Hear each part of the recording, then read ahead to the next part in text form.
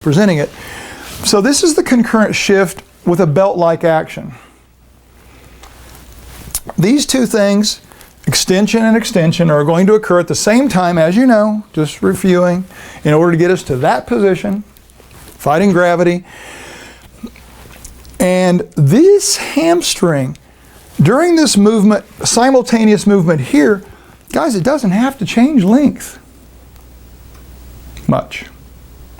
And the same thing can occur over here. It doesn't have to necessarily change, it doesn't have to undergo any version of severe eccentric or concentric. So this and that could stay the same length because they both moved. Now here's the hiccup in the deal, and I'm going to show you this a little closer to the camera, a little split screen thing.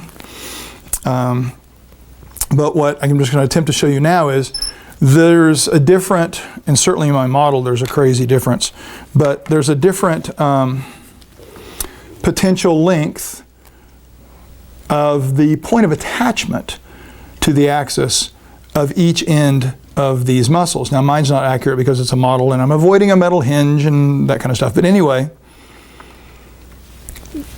the proportions of movement, joint movement, performed relative to the various and differing distances of attachment from the axis at each joint means that there is very likely to be a little bit of shortening depending on how you move, a little bit of lengthening depending on how you move, and what happens in one side, it may be shortening a little bit based upon those features I just mentioned, while the other side may be lengthening a little bit.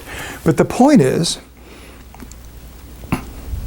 there's an efficiency created, a true mechanical efficiency, a muscular energy efficiency by having this transference of force. So what would that look like? Well, this is the belt-like action.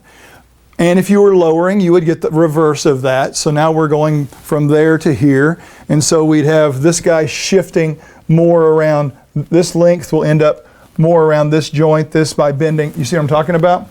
And the model again will help.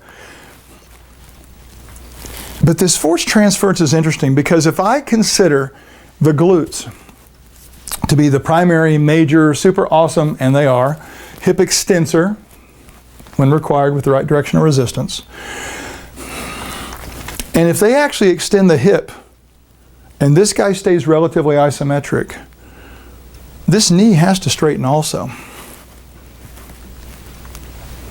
And I'm going to show you in the model how that works because I'm going to take the rubber band thing out of it and I'm going to tie it with string or wire. And that can't change length. Models are a good way, they're never accurate like 100%, just like, you know, when you're looking at a model of an atom and there's like little wooden electrons stuck to little tinker toy looking pegs. It's a model that serves its purpose. It's not meant to be, this is what an atom really is and how it functions. So models need to be taken in context. But similar thing here, if I extend my knee and consider that vastus group, the single joint group, and that as it extends the knee, if this hamstring group is isometric, then it's going to drag the hip into extension along the way. So main power mover resistance fighter, this is going to be our tether, if you will, this time. Now, the thing is, all that happens in concert. And again, you can bend more at the hip and you can bend more at the knee. We have the ability to manipulate the idiosyncrasies and the exact details of squat mechanics a little bit, like what happens more where, which will adjust this. But the general idea is that as these two far more powerful groups of muscles,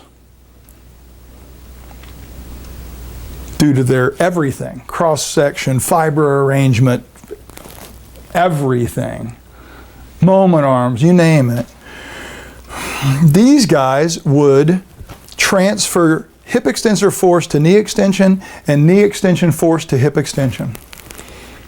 Like bicycle chain, if you will. Transferring what happens here at the pedals to the back tire and vice versa. Two sets of pedals.